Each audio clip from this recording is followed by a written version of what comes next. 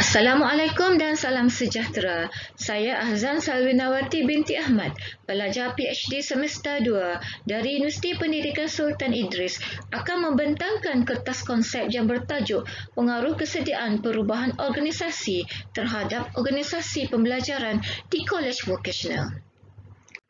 Kemunculan IR 4.0 dan dunia VUCA telah dan akan mengubah pelbagai aspek dalam kehidupan, pekerjaan dan pendidikan yang menyaksikan pelbagai teknologi baharu digunakan di segenap industri penting negara. Begitu juga dengan Pelan Strategi Transformasi Pendidikan Malaysia KPM 2012 telah dihasilkan bertujuan untuk menyediakan pendidikan dan latihan vokasional yang inovatif untuk memenuhi keperluan individu, masyarakat dan industri. Ini juga adalah selari dengan anjakan ke-6 dalam Pelan Pembangunan Pendidikan Malaysia 2013-2025 yang mana hasilnya mampu membantu kolej vokasional untuk meningkatkan prestasi secara holistik. Untuk itu, satu kajian perlu dilakukan untuk mengenal pasti kesan langsung kesediaan perubahan organisasi terhadap organisasi pembelajaran di kolej vokasional, menguji kesepadanan data kajian dengan model yang dicadangkan berdasarkan persepsi pesyarah di kolej vokasional. Berdasarkan kepada penerokaan kajian literatur menunjukkan bahawa pertama, 70% inisiatif perubahan dalam organisasi adalah gagal. Kedua, perasaan takut gagal untuk mengimplementasikan perubahan menyebabkan kesediaan untuk perubahan tidak berjaya. Ketiga, kekurangan ilmu pengetahuan yang mencukupi akan memberi kesan terhadap kesediaan pesyarah kolej vokasional untuk mengimplementasikan inovasi.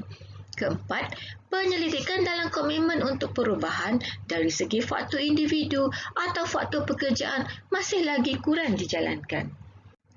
Manakala, bagi organisasi pembelajaran pula menunjukkan masih lagi pertama, terdapat kekurangan dalam pengetahuan, kemahiran dan kebolehan yang perlu ditingkatkan oleh pesyarah untuk memastikan mereka lebih bersedia untuk mengajar. Kedua, pesyarah kolej vokasional masih kurang dari segi kemahiran dan pendedahan kepada industri dan seterusnya menghalang kepada persiapan pelajar menempuhi permintaan industri terkini. Ketiga, jurang kompetensi dalam kalangan pengajar TVET di mana berlaku kekurangan kemahiran yang selari dengan perkembangan industri. Keempat, kebanyakan kajian menggunakan model organisasi pembelajaran oleh Masik dan Watkins 2003 walaupun terdapat beberapa dimensi yang tidak memberikan kesan terhadap prestasi organisasi. Objektif satu kajian ini ialah mengenal pasti tahap kesediaan perubahan organisasi dan tahap organisasi pembelajaran di kolej vokasional.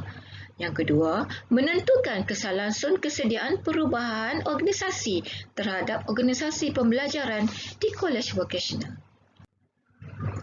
Tinjauan literatur bagi organisasi pembelajaran. Yang pertama, konsep organisasi pembelajaran perlu diaplikasikan di institusi pendidikan termasuk institusi TVET.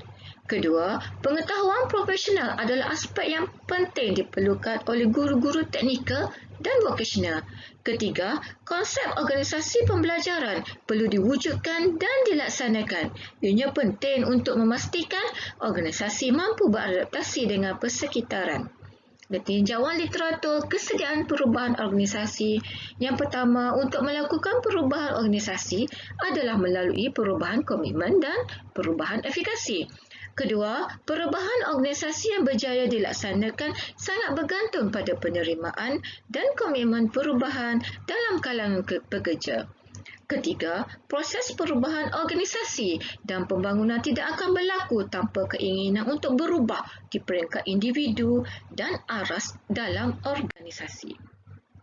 Berdasarkan kepada penyataan masalah dan tinjauan literatur yang telah dibincangkan, kerangka konseptual kajian adalah seperti berikut. Dengan menggunakan model Werner untuk konstruk kesediaan perubahan organisasi, manakala model Senggi digunakan untuk konstruk organisasi pembelajaran. Sekian, terima kasih.